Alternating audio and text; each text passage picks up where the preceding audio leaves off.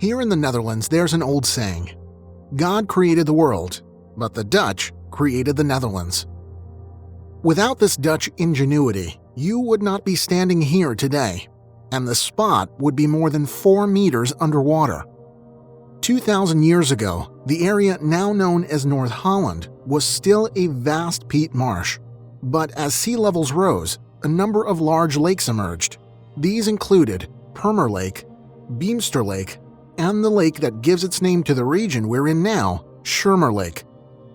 From Schermer Lake, one could sail all the way to the bay, once known as the Zuiderzee, now the IJsselmeer. This connection proved vital to the people of this region, who made a living from shipping, fishing, and whaling. These were lucrative trades, and by the end of the 16th century, villages such as Graft and De Rip, located on an island in Schermer Lake, had grown extremely wealthy.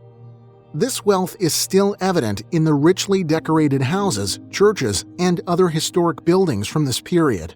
For the people of Holland, however, water was not only a source of wealth, but also of danger.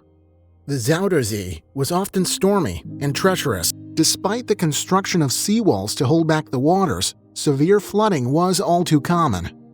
In 1570, the disastrous All Saints flood left large parts of the Netherlands underwater.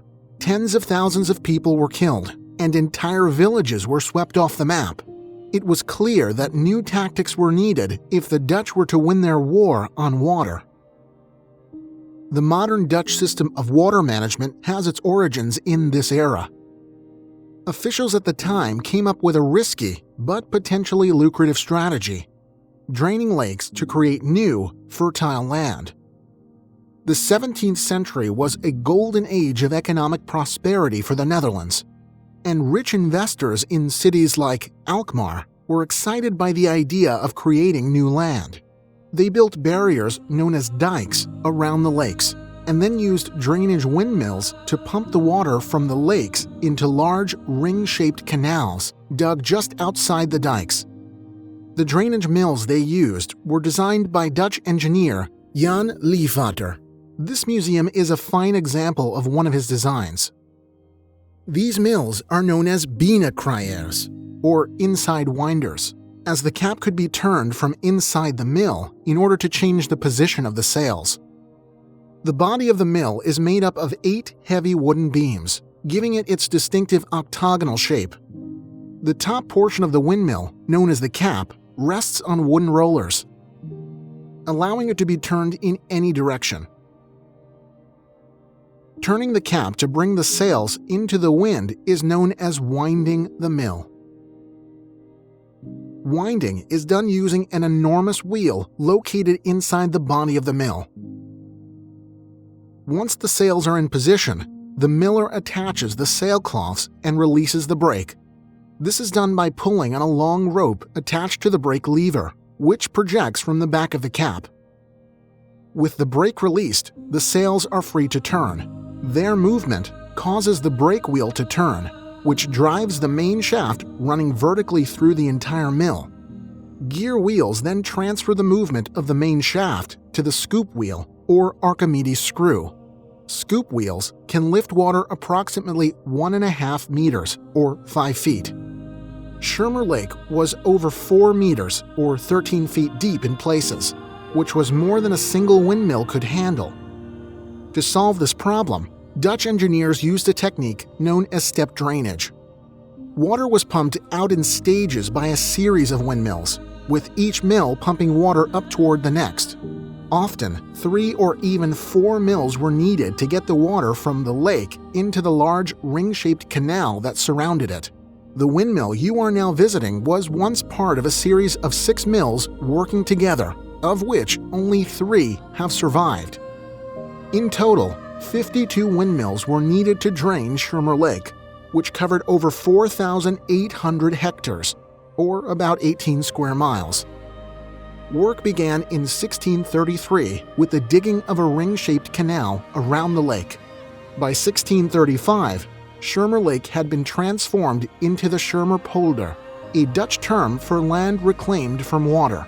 The fertile new lands were divided into plots and used for farming. But the windmill's job was not over yet. They continued to pump away water, ensuring that the land that had been drained stayed that way. Over the years, many of the windmills were moved to new locations in order to keep water levels in balance. In the mid-19th century, the Schermer windmills were all fitted with an Archimedes screw. While this technology had been in use in the Netherlands since the 17th century, it was new to the Schermer region. An Archimedes screw is capable of lifting water much higher than a scoop wheel, making it ideal for use in drainage mills. For nearly 300 years, the Schermer windmills defended the region against encroaching water. But in 1928, they were replaced by 3 electric pumping stations. Nowadays, this same work is carried out by 2 computerized pumping stations. As a result, the windmills were abandoned. Most fell into disrepair and were eventually torn down. Fortunately, however, people began to realize that losing the windmills would mean losing a vital part of their cultural heritage. Over the years, windmills had also grown into an internationally recognized symbol of the Netherlands. For this reason, the remaining 11 windmills in the Schermer region were lovingly restored to their former glory. The people and government of the Netherlands are proud of their past. The Dutch king has become an expert on water management, and Dutch hydraulic engineers are highly regarded throughout the world for their expertise in taming the elements. Time marches on, but the Dutch battle against water is never-ending. While windmills are no longer used for water management, they are still a vital part of our heritage. We are fortunate to have these beautiful old mills to remind us of our roots and of our age-old and ongoing struggle with water.